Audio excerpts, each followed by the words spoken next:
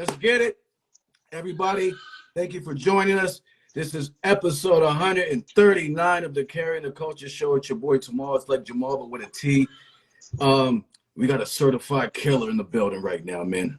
Certified killer. Probably best known for his Wu affiliation as a producer. Gets busy on the mic. Catalog is Diesel. Repping it's 616 Gun Rule, they call it. Motor City 313. Bronze Nazareth. Oh, thank you for joining us, man. Thank you. No doubt, man. I appreciate you having me, man, and I appreciate the good words. You know what I'm saying? Hard work, baby. Hard work. You know what I mean? Yeah, of course. I just thanks for joining us, man. I really appreciate it. And before we get started, if you guys have questions, you can use the questions feature below, and we can pull it. That way, we can pull it up. Indeed, true indeed. Thank you for jumping on this alternate page. IGB on my ass, man. Fucking no problem, no problem. I said, what did he do? He got shot out for 60 days, huh? Yeah, I said, somebody gotta send me a kite. Like, damn, I'm doing a bid up in this bitch. Damn, yep, word.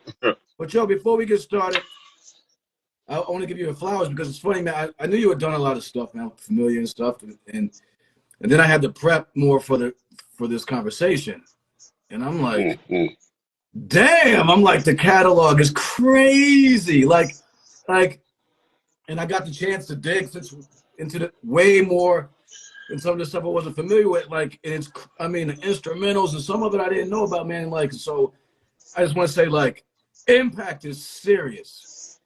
Thank you, man. Thank you.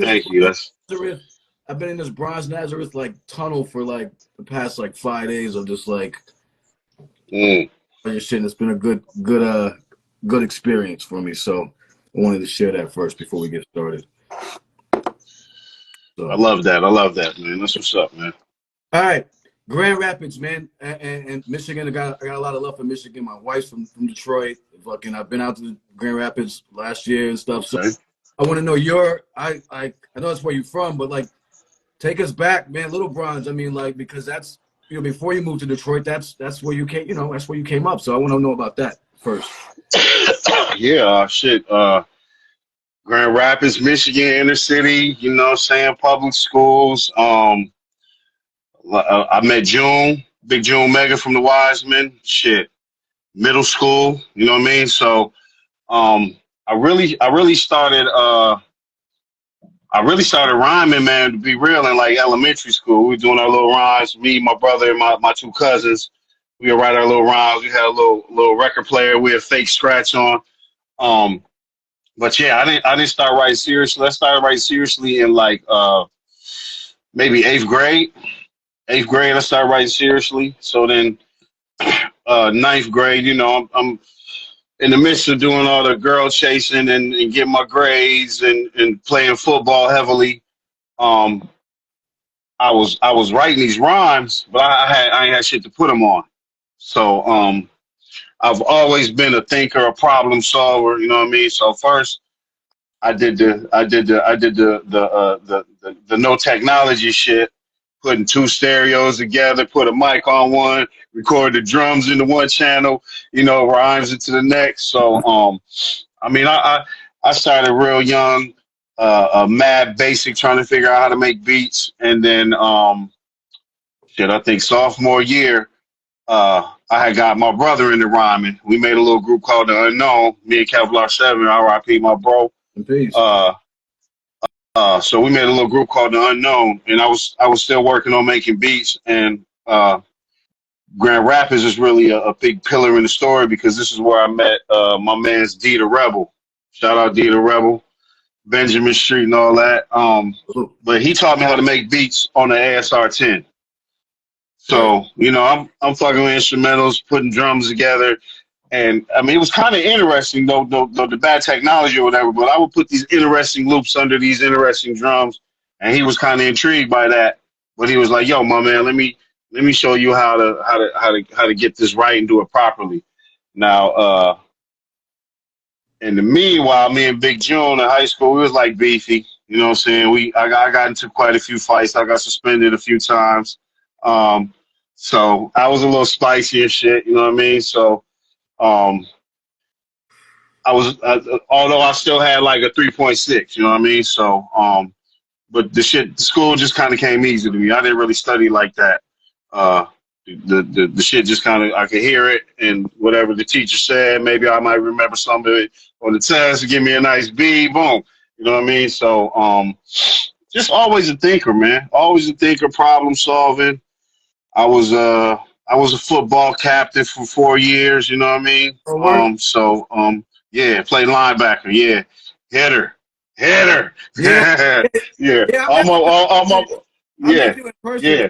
I wouldn't want. I was like, damn, this dude laid me the fuck out, man. Like fucking. So yeah, Yeah, I could tell I was like all over you when I met you. So yeah, true indeed. Yeah, being I from was a big Michigan, time football player. being from Michigan too. Yeah, So no doubt, no doubt. But it's green and white though. No Wolverines over here, baby. we might have to end this shit right now because I will talk because I got a lot of ties to Michigan, but it's that amazing blues.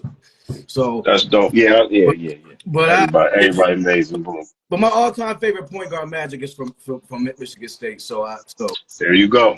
go. Okay, you can't front on that. You know what I mean? So Word up. it's all love. Yo, Yeah. so as far as Grand Rapids though, like, because I know a lot of smaller cities that are near bigger cities kind of get dookied on by the bigger cities, like in terms of like vibe wise, like there's some like, funky energy and shit. Like I'm from Connecticut, so like we go to New York and even though we're like an hour away, they fuck y'all CTC. Yeah. Same with Jersey, you know? Yeah. Yeah. Is that the vibe with Detroit? What's the relationship like there? I mean, you know what? Grand Rapids and Detroit is like two different worlds, man. Detroit has the underground hip hop scene and the mainstream hip hop scene, which both are versioning right now. So that's great. I think in Grand Rapids, especially in my time coming up, we kind of had more of an affinity towards East Coast boom bap style, as opposed to like, radio, mainstream party joints. You know what I mean? So I think that's kind of what led me into listening to Mobb Deep and Woo and all that stuff because, like I said, Grand Rapids kind of leaned a little more on the East Coast thing. Now, when I come out to Detroit, obviously there's both worlds out here. This is a huge city, but it leans a little more towards the mainstream, the radio, the party, the trap. So I kind of think that my roots in Grand Rapids pushed me a little bit more towards the East Coast boom bap sound. So yeah, it's real talk. Like it's people from Grand Rapids that ain't heard nothing about nobody in Detroit, and people in Detroit that don't know nothing about nobody in Grand Rapids. So it's like it's not even just different. It's like 2.5 hours away, but it's like 2 planets away. You know what I mean? Yeah. Word up. So I was out there last summer for a show, and it was dope just to see the vibe. There was b-boys, there was they had a DJ cypher and everything, and it was a whole dope. My man El Sensei was out there, my man Architect from Detroit, and they was rocking out there. So and my Six Man, he's from Grand Rapids. Shout out 6 Man. Yep, I know my dude 6 Man. Yep, yeah, yep. so it was rocking. It was a dope vibe out there, man. So and we also interviewed Willie the Kid a couple years back, and he's from there. Did you guys ever cross paths out there before? I know you guys did a project together, but were you guys coming up similarly? Or?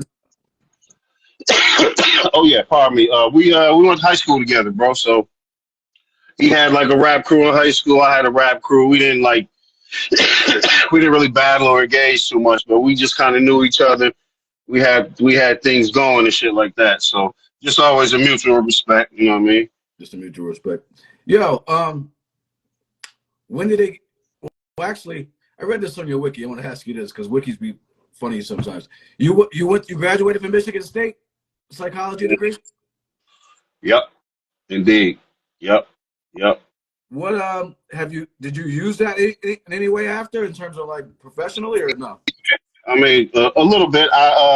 When I graduated, that's just when I moved to Detroit, and I was doing social work, man. Social work in Wayne County. So it was real, bro. It was real as fuck, bro. It was real. Yeah. So, yeah. but yeah. So but it was like I was already like, you know what I'm saying, I was already used to that world, you know, the hood and all that. So I worked real well with the people, you know what I'm saying. I got them to work with me real good, you know what I mean?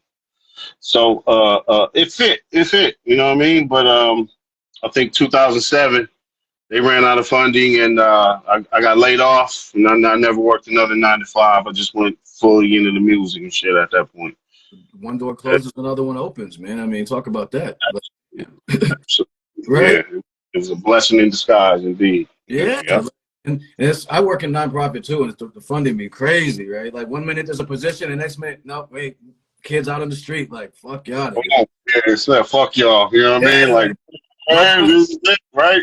shoulder shrug emoji, you know what I mean? Like, good luck, yeah. they give you the Yeah. weebay and shit, like fucking, you know what I mean? So, yeah. So, I bet you probably used it in the industry, though, that psychology degree. What prompted the move, what prompted the move to Detroit? What you say? What prompted the move to Detroit? Oh, really, me and Kev was kind of looking for like a bigger music market. We wanted to move to New York, but it was kind of wild at the time. They rent and shit out there be crazy. So price of living is wild. So we, you know, we was like, okay, let's just take a stepping stone and just go to the bigger city over here in Detroit.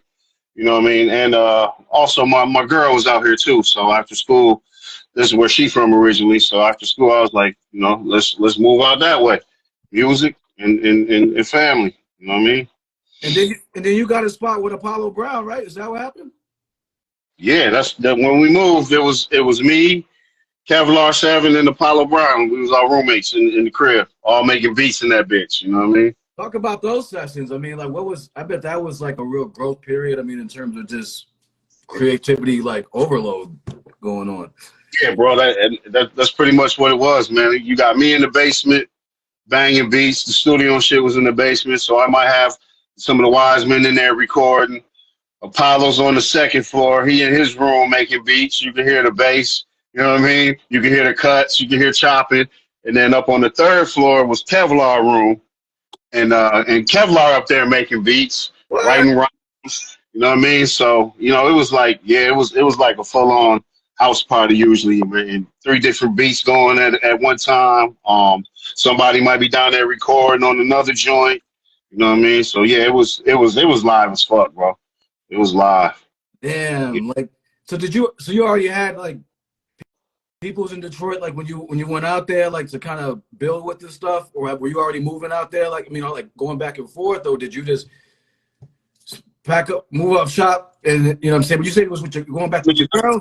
Yeah, I got some family out here. So it wasn't like I just packed up and jumped over here, but as far as, you know, they're kind of distant family. You know, we see each other and all that, but it ain't like, yo, can I come stay at your crib? You know what I mean? So it was really like packing up, moving out here, getting it. Just we went around looking for cribs and shit. You know what I'm saying? Found one, like boom, let's do it. You know what I mean? Where'd you end up staying at? I'm familiar with Southwest, like and I'm familiar with the East Side, like Jefferson, East Jefferson. Like yeah, we was on a street called Ward Street, and it was right off the infamous Joy Road. You know what I mean? So, I know you heard of Joy Road. Yes, so sir. Yes, sir. yeah, we was 1 block off of Joy Road, and it was live over there too. But that's where the original Black Day studio was. It was in the basement of that crib. So that's where we recorded Great Migration, Thoughtful Food, Wise Men Approaching, some of School for the Blind Man. Yeah, so At that crib. at that house, yep. Right. Right. How did the that whole Detroit move like impact your career? Was it? I mean, would you be in the same place that you are in now if it wasn't for that move, or would you, you know, looking back on it? Would you? No, I think I'd have been moving a little slower, man. You know, Detroit is sink or swim, man. So, like, you know, they say if you can make it in New York, you make it anywhere. Shit, if you can make it in Detroit, you can make it anywhere. So, I think it was dope because, like, when I first got here, being like outsider from Gun Rule, you know, dudes was kind of looking at me like, who the fuck is this? Like, come in here rapping like this? Like, who? You know, I was already, you know, signed with RZA and all that shit. And so, at first they was looking at me like, who is this? But after a while, it was, you know, I started to gain my respect in the scene, and you know, people showing love for the authentic music. So, it was dope though. It was different. It was like, yo, you really got to earn your scraps off this bitch. You know what I mean? Yeah, but to me, I've been going to Detroit since '98. Like Detroit cats, once they show you love, they show you fucking love, though. You know what I'm Yeah, saying? it's all the way. Yeah, Oh, like it's all the way.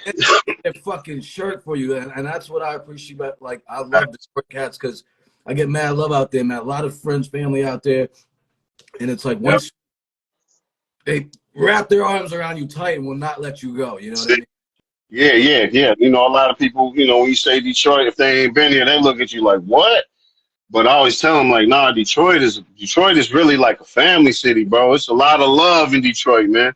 Love, If people show you love, they show you love, bro. You know what I'm saying? I love it, man. And And be out there wild and crazy, you know? it's one of my favorite cities, man. And it's the illest. I mean, they got the Motown shit. I love the Yeah. grimy techno. I love it all. Like I love Detroit, man. Like fucking Yep. so Beautiful city, man. Beautiful city. yeah, beautiful city, man. And like they don't give a fuck like if you don't like them or not. So, No, sir. not at all. Yo, so I know you told this damn near every time you probably had a conversation with somebody as far as like linking up with RZA, but there are some, I'm a detailed dude, and so there are some things I want you to clear up. So Silver Rings arranged the meeting, right, with Ninth Prince. Is that? Nah. He Silver Rings didn't arrange a meeting per se, but what he would do was be like, yo, Riz is in New York from Thursday to Tuesday.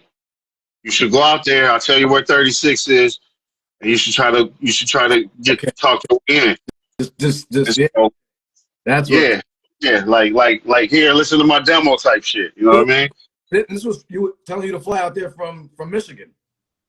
Yeah, exactly, Okay. exactly. So All it right. was the Greyhound though. I was on the Greyhound, so I hit the Greyhound 4 times. And where Night Prince comes in is the fourth time. I actually was outside 36 Chambers, trying to see who would pop by, and Night Prince came through.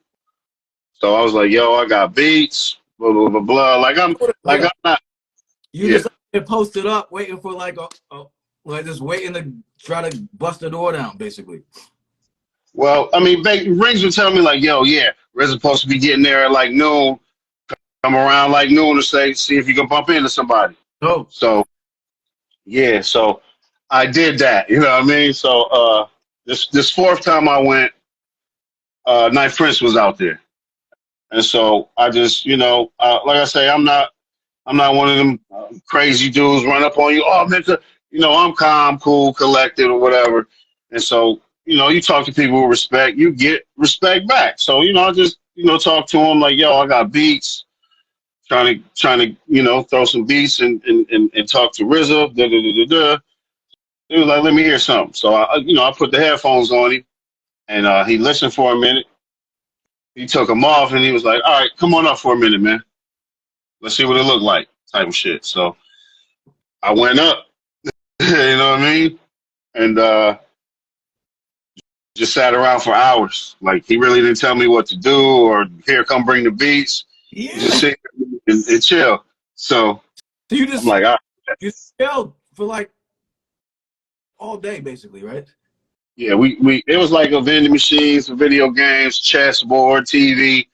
So yeah, me and Kevlar was in there. So just sat around and waited, bro. Waited and waited. Waited and waited. And you know, different people was popping in. I did end up throwing a couple beats on for one of RZA's groups. And at that point we went back to waiting. Then I think like 1 in the morning, me and Kay, we playing chess, and RZA, Jizza, Master Killer walk in. And so They start handling their business and all that. I'm like, I'm not about to jump up and holler at him right when he walk in. So, I patiently waited until I heard at like 4 in the morning, like, yeah, yo, we about to go to the club.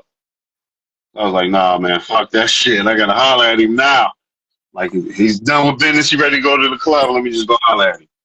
And Right. so that's when I approached RZA and asked him if he got 5 minutes. And he looked at me. He looked at the door. He was like, all right, I got 5 minutes. And so, yeah, I played him my joint blowgun. Audio. And Can I play it real quick? This joint right here. yeah, absolutely. Yeah, so this is the joint that you played that he was just like, you on, right here, right? All right. Okay. Hold it, your sword was really advanced. Yo, it be the Bronze Nazareth back in this shit, yo. Some of y'all niggas might know me as an entity, but either way, I don't want niggas on the walls to this shit. Niggas better get the fuck up to this shit right here, yo. I'ma show y'all motherfuckers how to damage shit, man. Yo, you know how to break shit.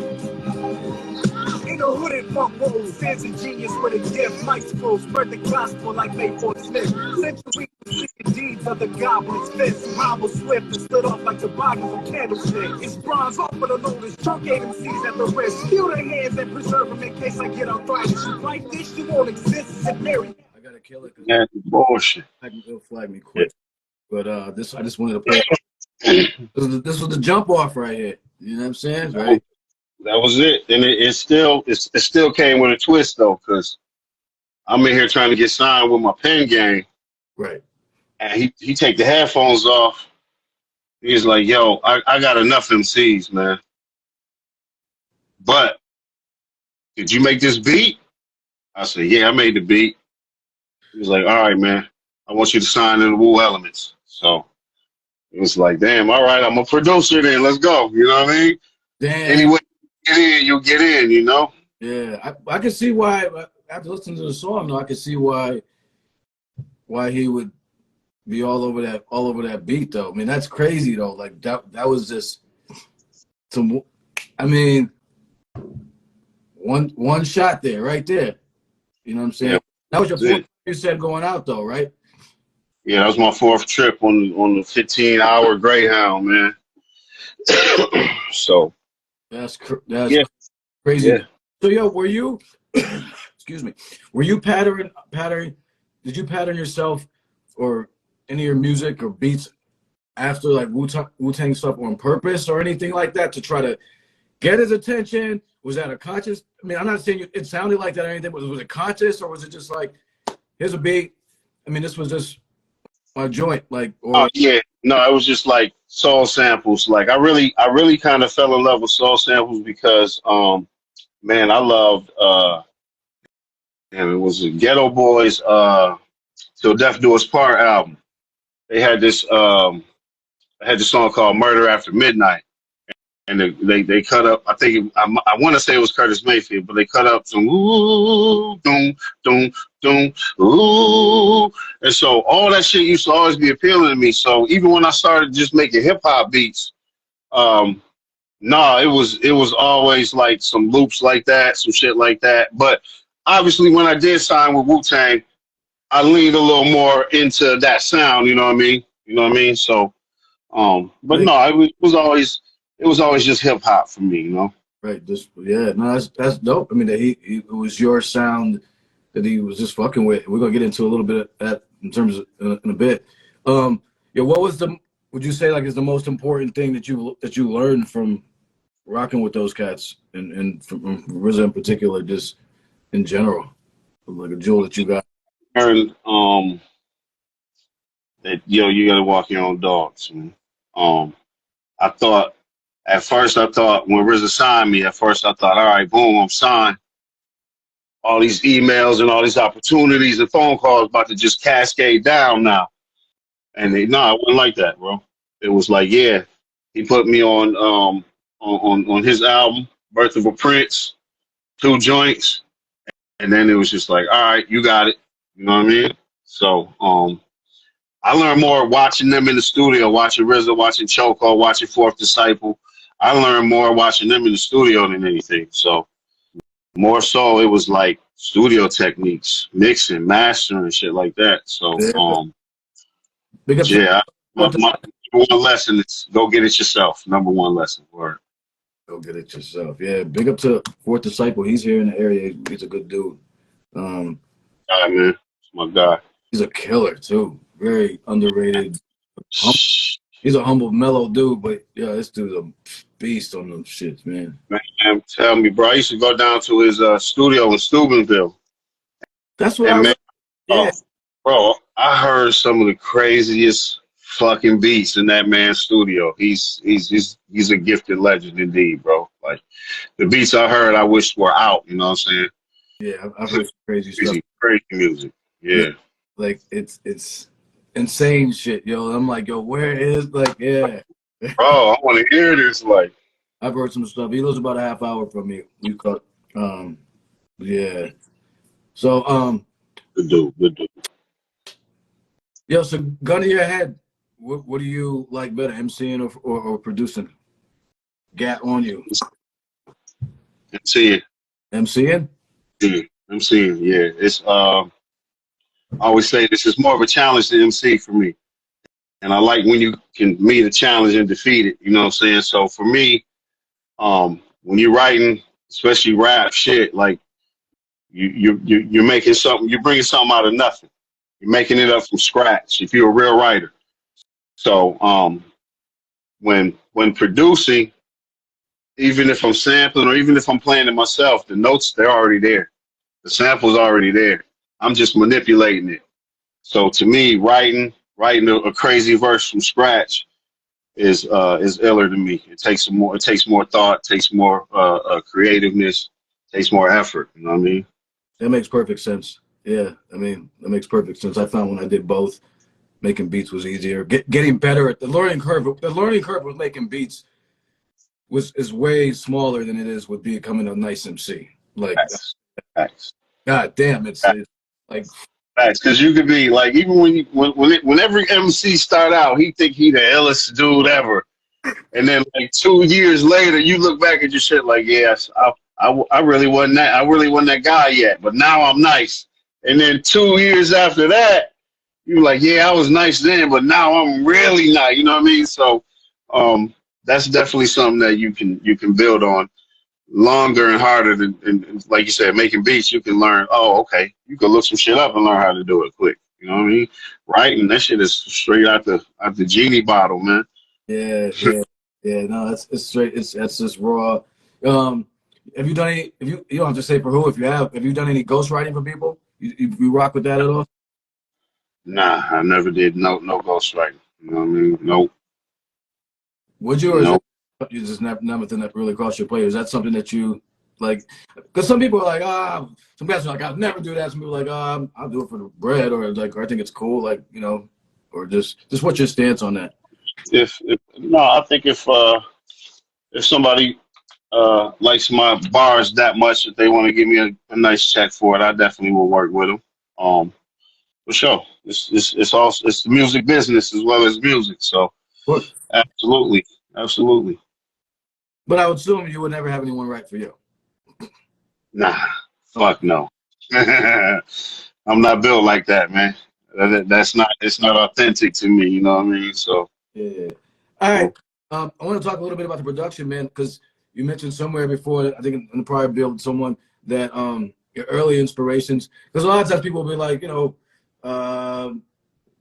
they'll name people like Primo or something, you know, well, Eric Sermon, some heavy hitters, Pete Rock, maybe Marley Marl, but like you were mentioning composers, and just talk about like, because I hear a lot of, we talk about a lot of vocal sample, like loops and like a lot of soulful, like my wife loves your, she's like, man, she's gonna love these samples, you know, so, well, yeah, early inspirations, get into that a little bit as far as the background to your sound.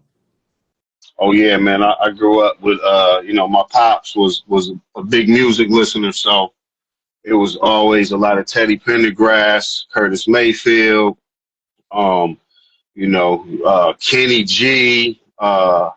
My granddaddy used to listen to the real jazz, as you say, the greats, you know what I'm saying? And so I used to enjoy listening to the real jazz, and no diss to contemporary jazz, but the good jazz back in the day. My granddaddy would listen to that in the car, and all the piano and all the drums and everything mixing together like that used to be crazy to me.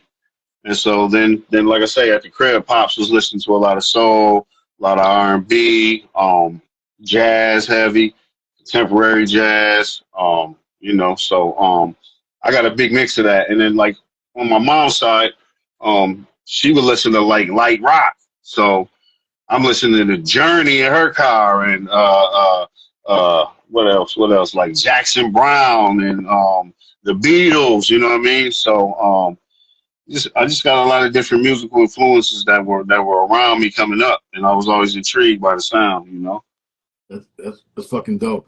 So ASR 10. A lot of times when I talk to producers, it's typically the letters I hear are MPC. You know what I mean? And ASR 10. Why was that the go-to for you? Was it just by circumstance, or do you prefer that? Did you at the time prefer that machine? No, it was just by circumstance. Like we didn't really have the bread, me and Cav, to go get our own shit. So it was kind of like in Grand Rapids, it wasn't too many dudes making beats like on that level. So it just so happened that my man D the Rebel had an ASR 10. And so me and Cav used to do like we'd do little house parties. Me and Cav rapping to the house party in Grand Rapids. So we used to always do house parties at D the Rebel crib. And so he would hear us like, yo, damn, they nice. Like, they got lyrics. Like, and so, yeah, one day he took me under his wing and took me down to the ASR 10. So it was just happenstance, really. Yeah. And then, like, so how has it evolved? Like, when did you start? I'm sure you started, rocking with other things. I mean, particularly with being with Woo and all that stuff. Like, take us through the evolution of your production. Because there's a lot of different. There's a lot of variety on in your music. I mean, I can't be like, okay, that's always a Bronze Nazareth. I can't always tell, okay, that's a Bronze Nazareth beat. I mean, there's a bunch of shit, and then I'm like, oh, this is different. You know what I'm saying? So, take us through the evolution a little bit.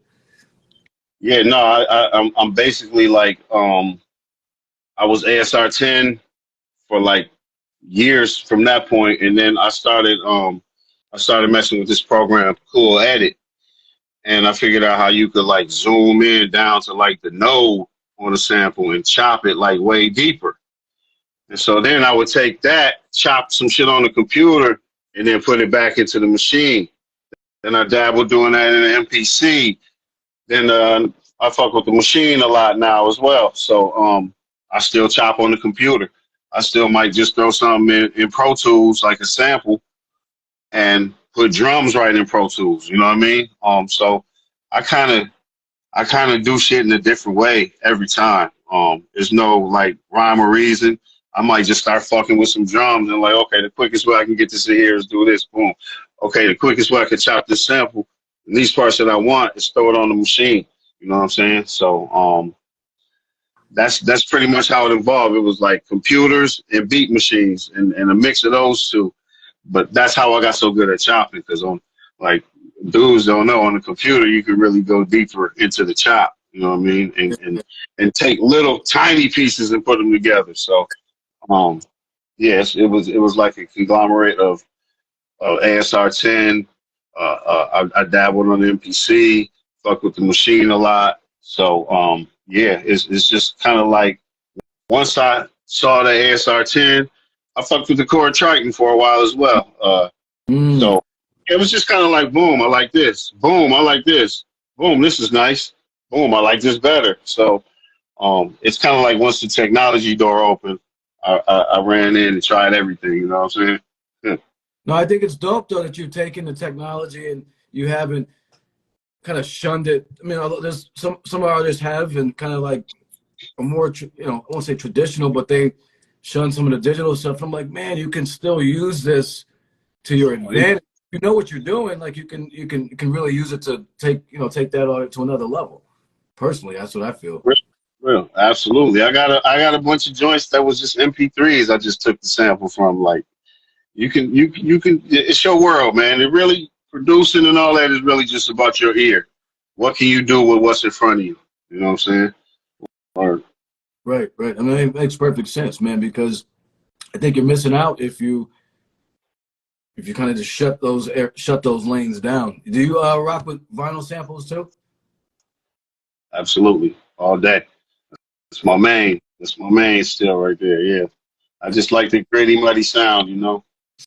So that's like a basis, because I didn't really know. I mean, when I made beats, I was always on a machine, and but like a lot of cats, like my man, he's like, for his drums, they're always vinyl samples. He's like, I don't care what, like that's all drums. That's me as well. Like I hate keyboard drums. I hate keyboard drums. I also hate, like, the keyboard sounds. It's supposed to be a violin, but it sounds fake as hell. Yeah. Like I hate that. So to me, drums is the same way. Like I can tell when it's a factory drum or whatever. So I'm the same way. I take one snare from over here, a kick from on this record. I definitely still fuck with the break beats heavy. Word. Yeah, what's your feeling on beat packs? And you fuck with them? You sell them? I'm just, you against them or like you for them? I don't really sell them. You talking about like just like beats in the pack, or you talking about the drum shits people be selling? Like drum kit, like drum. I don't know I guess it's involved to. I'm not into the art so much in terms of practical day-to-day stuff. So I don't know how it's probably evolved to a whole other level. But I mean, as far as I know, there's sample packs I guess people buy, and I know there's like drum people. I see producers all the time selling their own drum. So I don't know, like. Right. Yeah. Right. Oh, man, I think it's all a part of the game. A lot of the sample packs and beat packs like that are made to kind of alleviate from the getting sued for samples type of shit. But I mean, when you're selling beat packs, then it ends up having a lot of people with the same pieces. You know what I mean? Which kind of is no different than sampling old music. But when it's a beat pack made for hip hop producers to use, I think you're gonna get a lot of shit that's overrun. You know what I mean? I don't really fuck with them, but no shade on those that do. Now the drum kits, yeah, I fuck with some drum kits for sure. A lot of drum kits is shit made from break beats anyway, so yeah, I definitely fuck with some drum kits. I like to hear what drums other producers use as well. So it's kind of like a interest to me as well, just to see, like, damn, this is the set that Primo used, huh? Okay, that's dope. You know what I mean? The thing with sampling that was always interesting to me is that when I sampled, I always made sure the sample didn't sound anything like the original joint anyway. So, like, to me, there should never be a question. Like, in terms of clearing samples, it's like, yo, by the time I'm done with this sample, it's going to sound like some other shit. You would never even think to even know that it was a sample. You would think I made that shit with my whatever. So that's what I always thought. Like, when I hear samples of, like, I don't know, 15, 20 seconds of like a whole, I don't know. Yeah. I mean, I'm trying to stay away from that too, bro. I'm the same. Like, I want to turn it into something, because that's what we did when we made hip hop. We turned nothing into something. So I definitely think that it's a skill. It's like painting a painting, the way you could take something and turn it into your own. That said, hey, there are some times where you find a joint that nobody used already, because that's something that I hate. I don't like when a motherfucker just reuses something somebody used already and they know about it type shit. That's weak. But like sometimes you'll bump into a sample on a record that, like, damn, I just looped it and the shit was enough. Like putting heavy drums on it was too much. You know what I'm saying? Putting a longer piece on it was too much. You know what I'm saying? Sometimes that shit is just right there already ready for them bars, Yeah. No, I got you. One more question about the production. So I've noticed that your production has changed a little bit. A lot of producers have changed it and have started making more of like I guess, I don't know what the term is, like minimal stuff with like kind of stripped out with no drums. talk about like from a producer standpoint, what's like this how like what's the energy behind that? Like, because as a fan, I'm trying to like get into that world. That for real for me, that's nothing. That's nothing new. Like on Great Migration in '06, you got Black Royalty, you got Stolen Van Gogh with no drums. So to me, it's still about what's in front of me. Like I think I did. I think I put drums on Stolen Van Gogh, and it fucked up the feel of it. You know what I mean? Mm-hmm. It was too much. It fucked up the mood of it. So it was just like lead a loop. I fuck with like the bass, and I might play some other stuff under it too. But sometimes it didn't need the drums. So I think I've always been. It's for me. It's like a joint by joint basis. You know what I'm saying? Most joints I'm drumming up. You know what I'm saying? But there's few in between, like Moroccan Hash off of If You Worried You Should Be. That shit, the sample I chopped up was just so beautiful. It didn't need no drums. The bass line was beautiful. So sometimes the last instrument it needs is the bars. You know what I'm saying? So I think that's just always been a part of hip hop. Minimalist, going with the feel. And then you got some cats that make albums with zero drums. You know what I'm saying? It's all a feeling. You know what I'm saying? So but I think like making a beat with no drums doesn't mean the producer's lazy. Like you might have chopped 8 different pieces together to make that loop, and it sounds smooth, so you think it's a loop, but it might be a lot more puzzle pieces to it. So and a lot of times those are the harder ones to fit your drums on sometimes, you know? So, yeah, like I said, I think it's just like beat per beat, feel for feel, you know? No, I appreciate you clearing that part up about as far as the some producers may, take a bunch of little pieces and make that loop or whatever as far as, what's going into it. No, just curious. I mean, I've seen it. Yeah, definitely. I mean, I even remember with Ghost on what was it? All That I Got Is You was that's one that the people bring up too. So I think it's been there.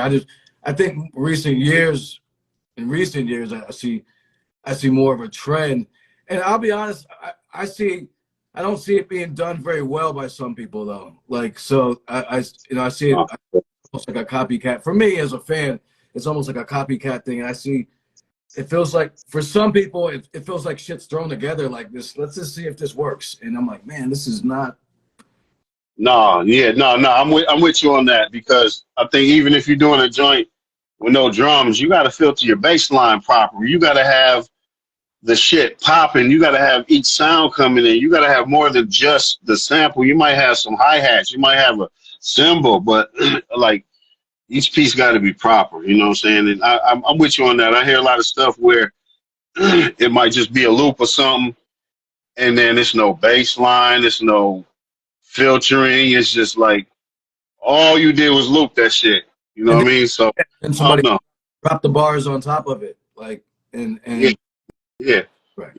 yeah, indeed. Yes, it's definitely sometimes it sounds a little messy, man, for sure. But leave that to the pros, man. Yeah, You exactly, know? man. This Yeah. is professionals. I hate the fact that everyone thinks they can rap now, and everyone thinks they can produce now. The technology has made it crazy with people like, you can't just do this. You can't. Sorry. Right. Just because you can technically do it does not mean it sounds good, man. Right. Yeah.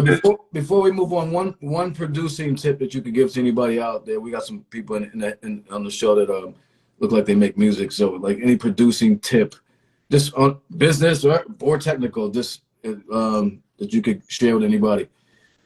Yeah, no. I think if you're making music, make music for you. If you make what you like and other people like it, that's where you're trying to go. But make music for you first, so that you're not trying to please this crowd and that crowd. Make music for you.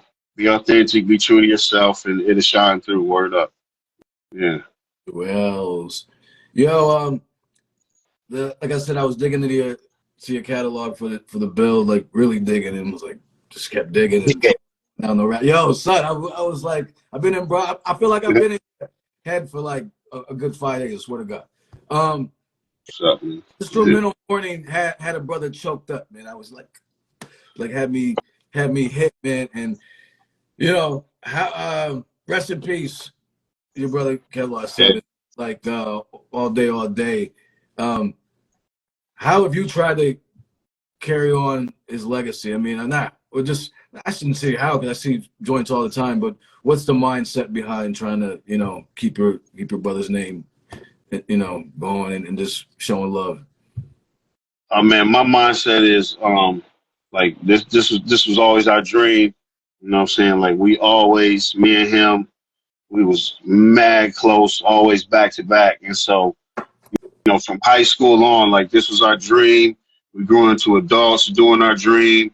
We traveled overseas doing our dream. So I know he was proud, and I know that what I got to do to keep his legacy alive is to keep following our dream. And I know he's proud of the shit that's going on now. So I think that I'm keeping his name alive through the music. I still got more of his shit to release, and you know, so that's number one. He would definitely want to get his voice out here.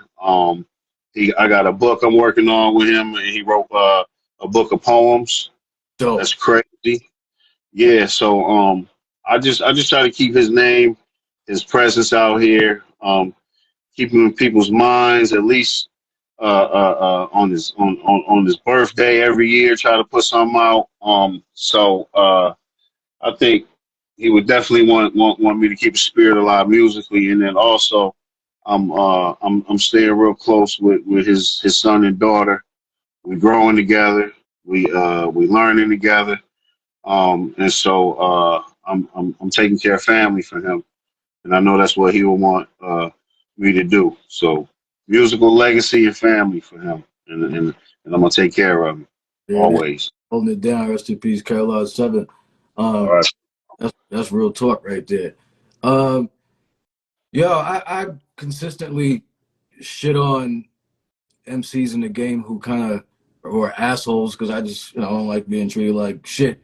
So, but Word up. I think we need balance. So I always often try to, you know, like show love too. So name, like, if you could share like a really good experience with anybody that you've worked with, like where you could, or somebody that you know in the business, where you'd be like, that's a good motherfucking dude. You know what I'm saying? Fuck the music. They're just a good person.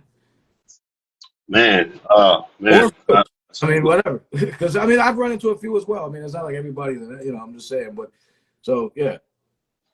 Yeah, you know, somebody who always showed me love, and when I dropped School for the Blind, man, we were all at A3C, and he jumped on Great Migration, and always gave me compliments like props, love. I come down from a hotel room while we're at A3C, and Sean Price is laid out on the couch. And I was like, Sean P, what's good, my bro? Always showed me love, gave me a play, and he looked at me and he said, your album School for the Blind, man, you bodied niggas on there. And for me, that was a real proud moment for me, because like Sean P was, you know, I mean, what can I say, man? Sean P, legendary, but every time I seen him, he was always showing me love, like just on a authentic level with just a few words. But you knew that he meant it, and then always with the laughs, man.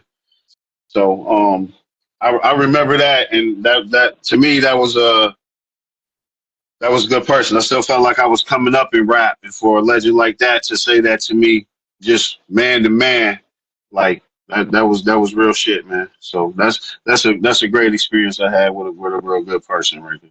Dope. That's dope. Yeah, I heard a lot of good stories about him. Yeah, so I can't keep up with what you're doing. It's, like I said, the catalog is crazy. I mean, The record, I do remember the Rec Ali album dropping. That shit's a missile. If you guys have that, definitely Season of the Seven, right? Yeah, that. Yeah, yeah, that's a heater, man. That was a good experience, man. That's my bro. Shout out Rec Ali. Yeah. Another one coming. Yeah. Oh, dope. Yeah. You did joints with Cannabis, and I was happy to see the joint with Leaf Dog from 4 Hours, because I'm on my UK hip hop shit, and when I post it, niggas be like, I'm like, pay the fucking y'all niggas. Like, these niggas nice. 4 Hours is crazy, yo. If you don't know, man. Yeah, they crazy, bro. All of them nice, man. Good dudes. So yeah, man, we should be getting out there with them soon, bro. So you have a project out there? You just dropped something with I think I posted Kurt Solid, right? So yeah, Kurt Solid. That's how. What's the name of the project again? It's called The Process. Yeah. Came out in the spring. This album's doing real well, getting real good reviews. Kurt, he's one of my artists. He's from the East Side, Detroit. Just authentic, real bars, man. Real good dude as well. So that's what got to happen for me to work with artists. Like, good work ethic, you know what I'm saying? Authentic. I like to work with people that are easy to work with. You know what I mean? At this point, so yeah, he's one of them. No, that's dope, man. Before we get on out of here, someone had a wish. They said Bronze and Elzai. I can't bring up the question. Bronze and Elzai album. What up with that? That's like that. Yeah, that'd be a great. Woo. Come on, man. We put it in. I ain't gonna lie. It's been on the table a couple times, but it didn't really materialize. But I'd be happy to do that, man. Elzai's a monster, bro. Yeah. So before we get out of here, man, like what's if you could share anything, like what else is going on, or what you got plans, big picture, and just it seems like you're working. I mean, you're consistent with a lot of I'm seeing you shows here and there. I mean, you're putting out consistent work, and so you don't have another job, so this is what you're doing. So like, what up? Like, just going on with you, because now that we talked, I'm like laser focused in now, son. So I'm letting you know. Yeah, no, I'm actually working on another solo with all Kevlar beats. So yeah, we gonna bang that one. I'm producing an album with Bodie James. I got all my Black Day guys rolling through Illa Days. So another Kurt Solid in the works. My bro Salute the Kid. I got my guy Woozy the God coming through. So I'm doing a lot of Black Day label stuff. Hollywood Dots, new guy on my label. So I'm doing a lot of label stuff, and then I really got like 2 or 3 solos in the work. One with Lord Josiah on the beats as well. And then one with my beats again. So I mean, I'm just cranking out so many projects. It's like I kind of wake up like, shit, I don't know what to start on first today, you know what I mean? But it all gets done. So I might be doing one with Fashawn as well. So we just trying to come up with interesting collabos and dope hip hop, man. Flat out.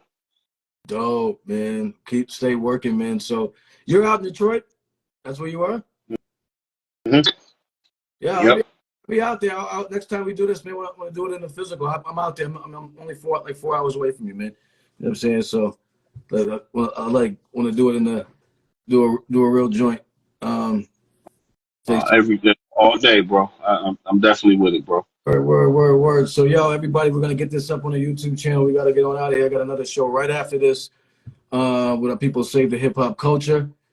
Man, I went fast. I thank you, man, for coming through and chopping it up with us. I really do. I mean, building. Thank you, man. Appreciate you giving me a piece of your platform, man. And we're gonna keep doing that good shit, man. Bringing them that good music, because that's what art is, baby. Yeah. No, please do, man. I mean, you're very much needed now. You know what I mean? Particularly with a lot of the shit going on in music. So keep doing your thing. We're gonna get this up on the YouTube channel.